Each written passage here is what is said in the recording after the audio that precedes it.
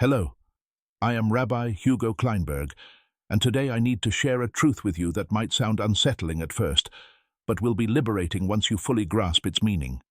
During my 40 years of studying and teaching the financial principles of Jewish wisdom, I have discovered that millions of people over the age of 45 are destroying their financial stability for a reason no one wants to admit. They are too good. Yes, you heard that correctly.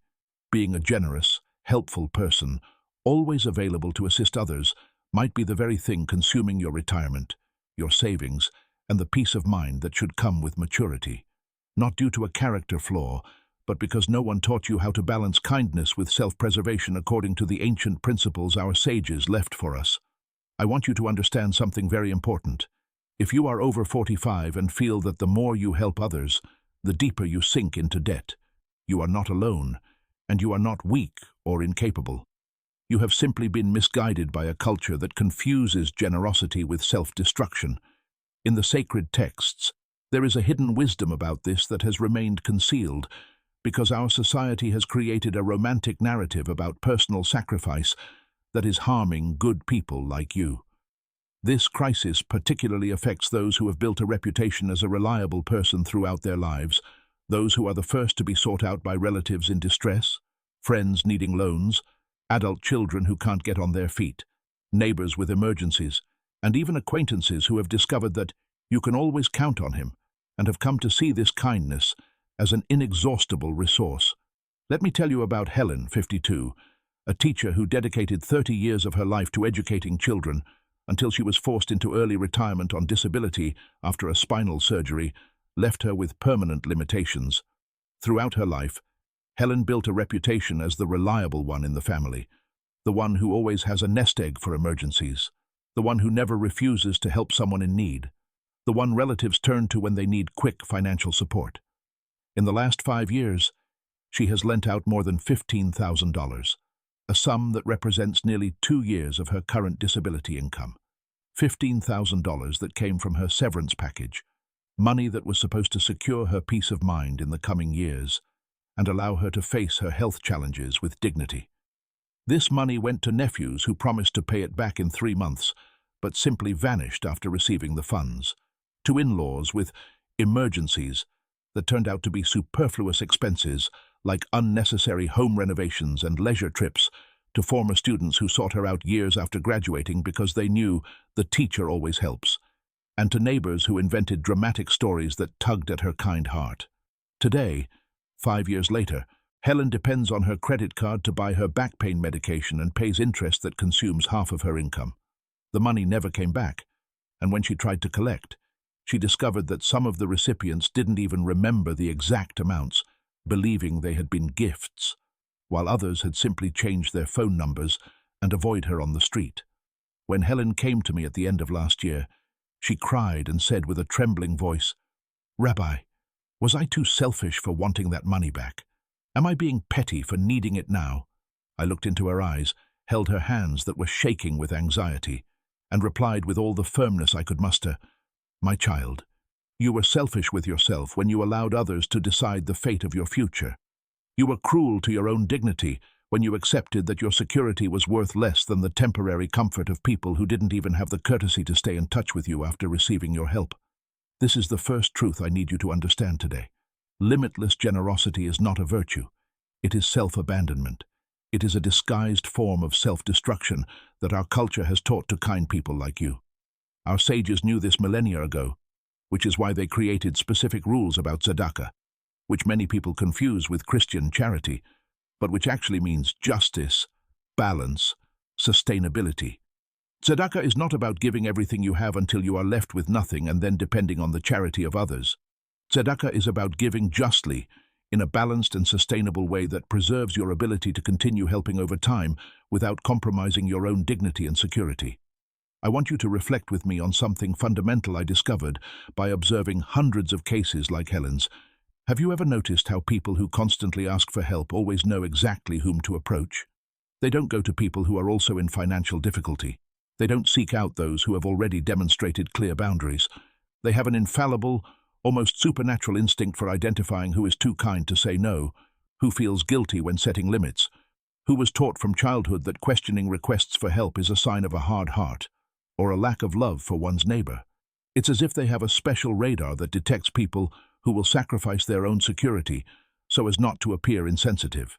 Robert, 48, a self-employed mechanic I met last year through a mutual friend, literally works 7 days a week, including weekends and holidays, because he can't say no to customers who come in with touching stories and ask for a discount just this once, or promise to pay next month when the money comes in. Robert is an honest, hard-working man who learned the trade from his father and has always taken pride in doing a good job, but his workshop is always full of cars from customers who know they can take advantage of his kindness. His hands are always covered in grease, his body is always tired from overworking, but his bank account is always empty because he never charges a fair price for his services. Robert's debtors owe him over $5,000 in unpaid services, while he has to take out bank loans to pay for parts suppliers and support his family. He told me bitterly, "Rabbi, I work harder than anyone, but it seems the harder I work, the poorer I get." What Robert discovered the hard way, and what I want you to discover before you go through the same suffering, is that our kindness has become a resource that others consider inexhaustible and free. They don't see our generosity as a sacrifice on our part, as a choice we make by giving up something important to us, but as a characteristic of ours, like the color of our eyes or the tone of our voice, something that simply exists and is available when they need it. You can always count on him. She'll always find a way. I know I can rely on them. They can afford it. These phrases are dangerous because they turn our ability to help into a permanent obligation that doesn't take into account our actual situation, our dreams, our fears, our plans for the future. For years, while teaching these principles to people like you, I realized there is a hidden rule that the ancients knew perfectly, but that our generation has completely lost. It is the 15% rule, and I will explain exactly what it means and why it can save your financial future. According to the ancient texts of Jewish tradition, a person should allocate a maximum of 15% of their available resources to helping others. But pay close attention to what I am about to say now. Available resources do not mean everything you have in your bank account or everything you can borrow or finance. Available resources mean exclusively what is left after you have secured housing, nutritious food, health care, education, transportation, and an emergency fund equivalent to 6 months of essential expenses kept in a safe investment. This rule exists because the sages understood something our modern culture has completely forgotten. Whoever becomes dependent due to excessive generosity will inevitably end up needing help from others, creating a vicious cycle of dependency that harms the entire community instead of strengthening it. Maimonides, one of humanity's greatest sages, a physician, philosopher, and scholar who lived almost 1,000 years ago, taught that there are 8 different levels of tzedakah, and the lowest of them, the worst of all, is to give reluctantly or to give more than one can financially and emotionally sustain. Why is this the worst level? Because it will eventually prevent future opportunities to help, create resentment in the heart of the giver, and teach the beneficiaries that they can rely on infinite resources instead of developing personal responsibility and autonomy. When you lend money, you cannot afford to lose. When you give more than your actual capacity allows, when you sacrifice your security and peace of mind for someone else's need, you are not practicing superior charity or demonstrating special love. You are practicing the lowest and most destructive level of help, one that will eventually turn into bitterness, resentment, and the inability to continue helping anyone. I want you to deeply understand this spiritual truth. My own cup must be full before it can overflow and nourish others. This is not a selfish metaphor or a justification for greed. It is a fundamental spiritual law that governs all of creation. The Eternal does not want your self-destructive sacrifice. He wants your order, your wisdom, your ability to prosper sustainably. The Eternal wants you to be prosperous enough to help consistently over decades, wise enough to teach principles instead of just giving money, strong enough to say no when necessary without feeling guilty, and balanced enough to be a lasting blessing instead of a spring that quickly runs dry. Let me tell you about Daniel, 54, a retired accountant who came to me 2 years ago in total despair. Daniel worked for 30 years at a respected accounting firm, was always meticulous with numbers, always planned every penny of his retirement, but he had a devastating blind spot. He couldn't apply that same discipline when it came to helping his family. In the last 8 years, Daniel financed his eldest daughter's wedding for $5,000, lent $20,000 to his brother-in-law to start a business that failed in 6 months, gave $10,000 to his mother-in-law to pay off credit card debts she had hidden from the family, financed 2 cars for his sons-in-law who promised to take over the payments but stopped after a few months, and still provided a monthly allowance of $200 to a widowed sister who, he later discovered, was using the money to pay for a private health plan while being eligible for free public health care. When Daniel did the math with me, we discovered that in 8 years he had invested over $60,000 in aid that never returned. Money that came from the sale of an apartment he had inherited from his parents and was supposed to be his retirement emergency fund. The most painful part for Daniel was not even the loss of the money, but the discovery that when he finally needed to ask for help to pay for his wife's emergency surgery, some of these people simply disappeared or claimed they couldn't afford to repay even a fraction of the generosity they had received. "Rabbi," he told me with eyes full of tears, "I feel like I've been used my whole life. Am I an idiot for trusting these people?" I held his hands and replied with all the compassion I could muster, "Daniel, you are not an idiot. You are a good person who never learned the difference between helping someone get up and allowing someone to lean on you permanently. You never learned that there is a sacred difference between chesed, which is loving kindness, and foolishness, which is foolishness disguised as virtue. The concept of chesed, which is one of the pillars of Jewish wisdom, teaches that true kindness includes wisdom, correct timing, and healthy boundaries. Chesed is not giving whatever someone asks for just because they are asking. It is giving what will truly help the person grow and become independent. When Daniel financed his daughter's wedding, he believed he was demonstrating paternal love, but he was actually teaching her that she didn't need to save or plan because Dad would always solve the financial problems. When he lent money to his brother-in-law to start a business without asking for a detailed business plan or minimal guarantees, he was not being generous. He was being irresponsible with the money that should have protected his own family. Ancient wisdom teaches that there are different types of need, and not every need justifies personal sacrifice. There is real need, which is when someone truly cannot solve a basic survival problem on their own, and there is created need, which is when someone could solve the problem but prefers someone else to solve it because it is more convenient.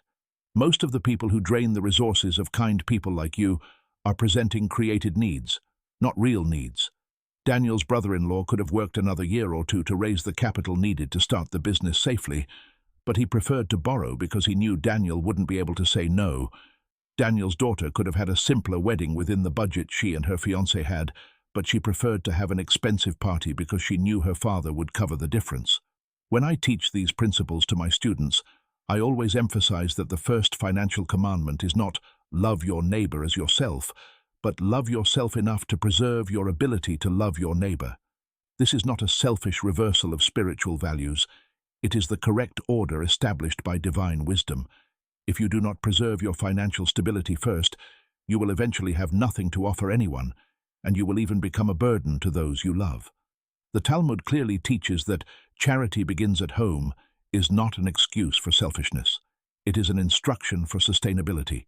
You cannot give what you do not have, and you cannot help consistently if you do not first take care of the foundation that allows for that help. There is a crucial difference between being a generous person and being an available person. A generous person gives according to their actual capacity and in a way that preserves their ability to continue giving. An available person gives according to the needs or desires of others, regardless of their actual capacity, and eventually becomes unavailable to everyone because they have exhausted themselves. Helen and Robert were available people, not generous people. Daniel was an available person, not a generous person. True generosity requires planning, clear boundaries, and the courage to say no when necessary to preserve the ability to say yes when it is truly appropriate. Have you noticed that the most generous people you know are also the ones who are most able to continue being generous? That is not a coincidence. It is applied wisdom. Now I want to teach you how to practically implement the wisdom I am sharing, because knowledge without application is just pretty philosophy that doesn't transform reality. I will start by explaining how to create what I call the 3 account system, a simple but powerful framework that will organize your financial life according to the ancient principles our sages established. The first account is the sustenance account, where 70% of all your income should go, designated exclusively for essential expenses: housing, nutritious food, healthcare, education, transportation, and basic insurance. This account is sacred and untouchable for other purposes because it represents your primary obligation to preserve the life and dignity the Eternal has entrusted to you.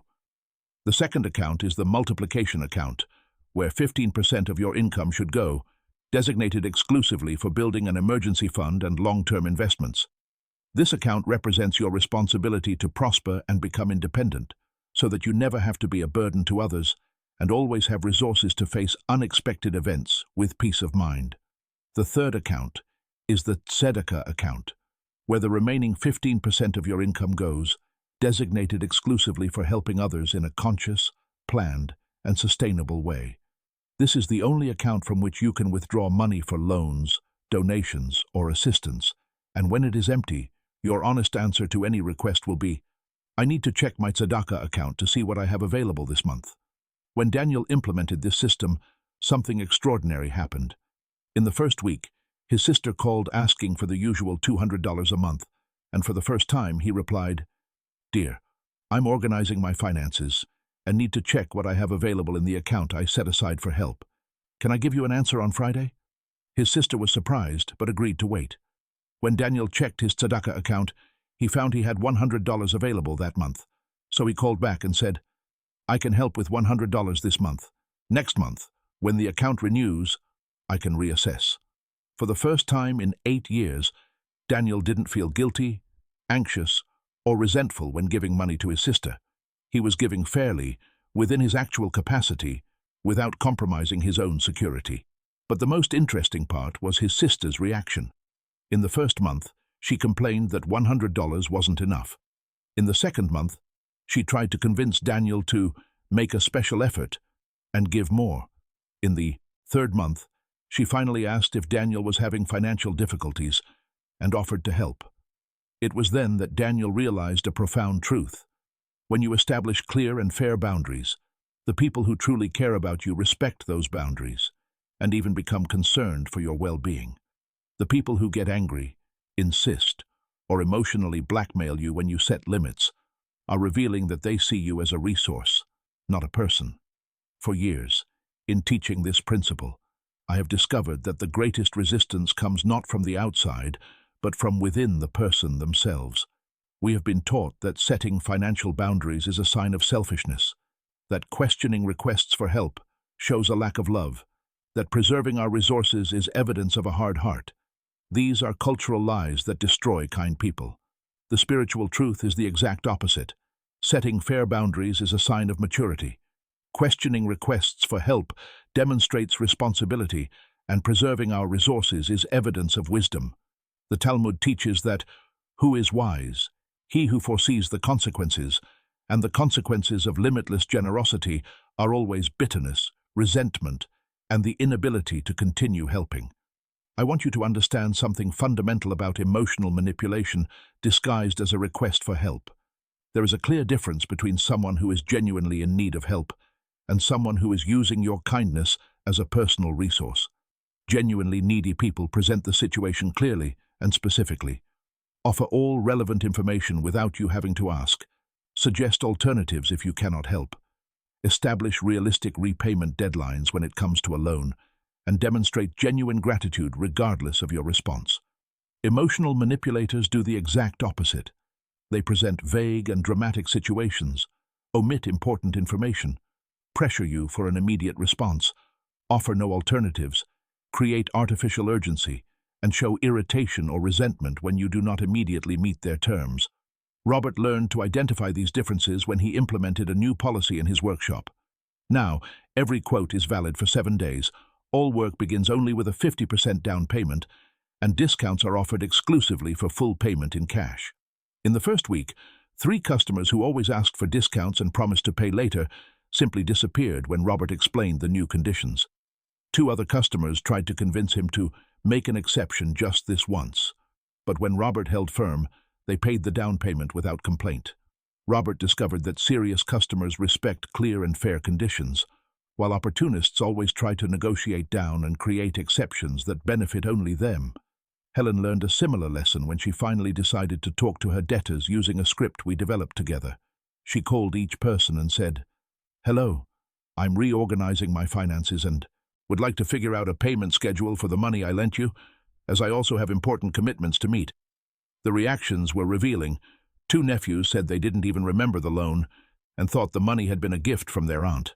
A brother-in-law said he couldn't afford to pay and suggested Helen let the debt go for the sake of the family.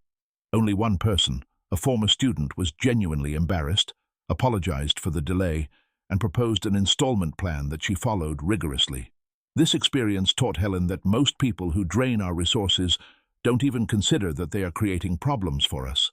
They see our ability to help as something natural, permanent, and free, without ever considering the sacrifice, planning, or effort behind that help. When you don't set clear expectations from the beginning, you are inadvertently teaching people to disrespect your effort and your money. A lack of clarity in transactions of assistance always harms both parties. The giver becomes frustrated and resentful, and the receiver becomes confused and may even feel they are being unfairly dunned later. That is why I teach the importance of formalizing financial aid, even among close family members. This doesn't mean complicated contracts or emotional coldness.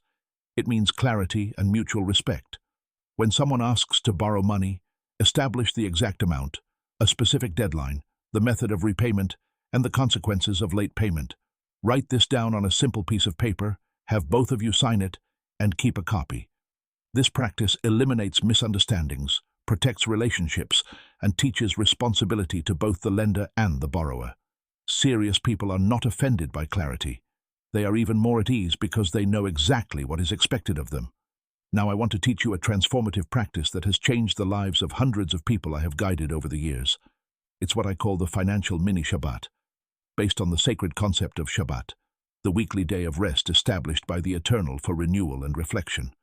Every Friday, for 2 hours, you should completely stop your normal activities and dedicate this time exclusively to reviewing your financial week, evaluating what worked and what didn't, planning the week ahead, and most importantly, reconnecting with your real values and priorities.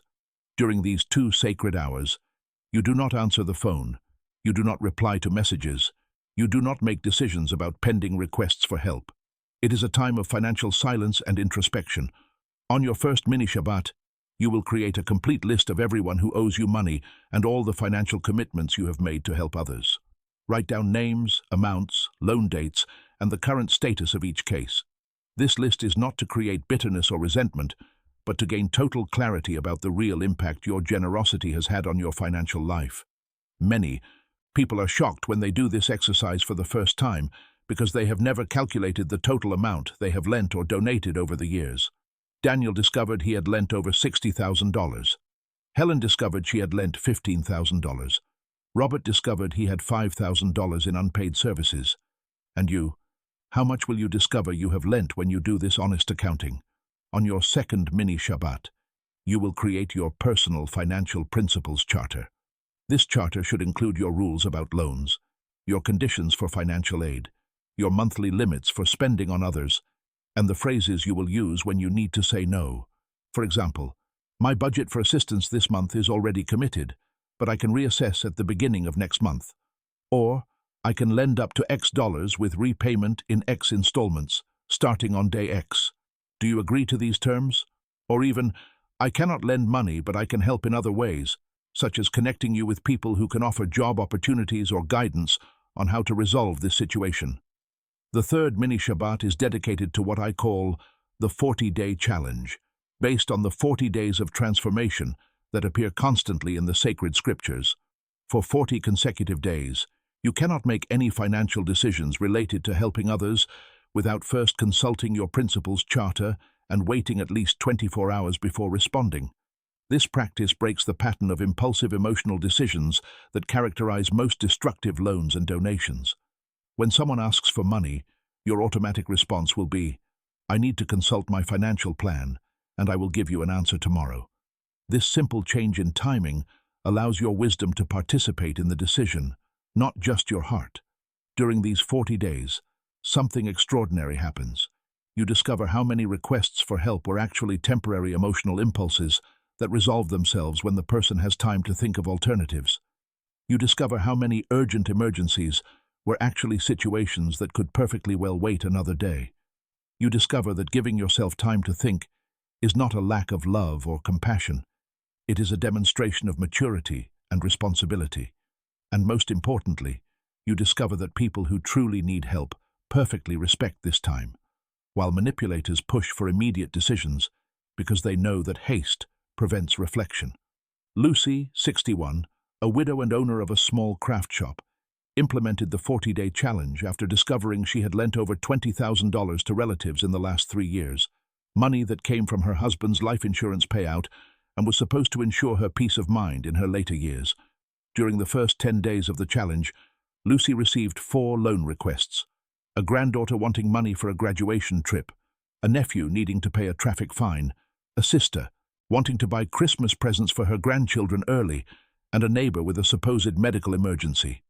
To each request, Lucy replied, "My dear, I need to consult my financial plan, and I'll give you an answer tomorrow." The result was revealing. The granddaughter called the next day saying she had gotten a weekend job and no longer needed the money. The nephew found another way to pay the fine by putting it on his credit card. The sister decided to make homemade gifts instead of buying them. Only the neighbor maintained the request, and when Lucy discreetly investigated, she discovered that the medical emergency was actually a private consultation he wanted to have because he didn't want to wait for an appointment through the public health system. In other words, out of 4 requests that seemed urgent and necessary, only 1 was real, and even that one did not justify personal sacrifice because public alternatives were available. This experience taught Lucy a profound truth that I want to share with you. Urgency is almost always a tool of manipulation, whether conscious or unconscious, to prevent you from thinking clearly about the request being made. Real needs are rarely so urgent that they cannot wait a day. Created needs or desires disguised as needs are almost always accompanied by artificial haste to prevent you from asking inconvenient questions or considering alternatives. When someone says, "I need it today," or "it's very urgent," your first question should be, what specifically will happen if we wait until tomorrow? The answers to that question will almost always reveal whether the urgency is real or manufactured.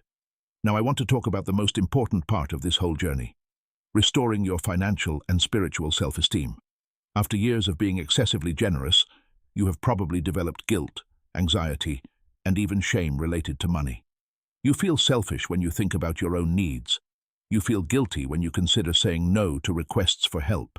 You feel anxious when you have to make financial decisions. These emotions are the result of cultural conditioning that confuses kindness with self-sacrifice, but they do not represent your true spiritual nature.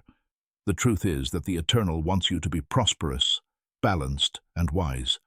The Eternal wants you to have sufficient resources to live with dignity, tranquility, and sustainable generosity. The Eternal does not rejoice in your self-destructive sacrifice. He rejoices in your wisdom and your example of a balanced life that inspires others to seek the same balance.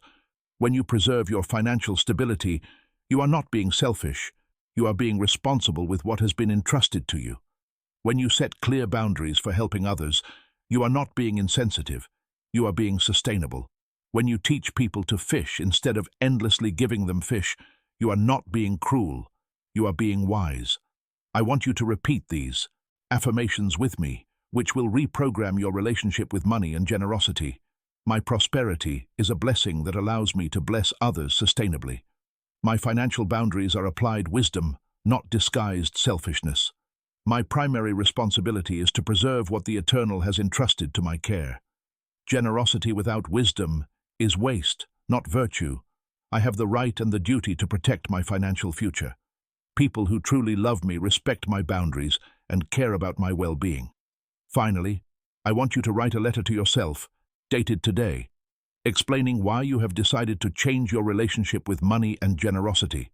In this letter, include your discoveries about how much money you have lent or donated, how it has affected your financial security, and what your new principles are for helping others sustainably.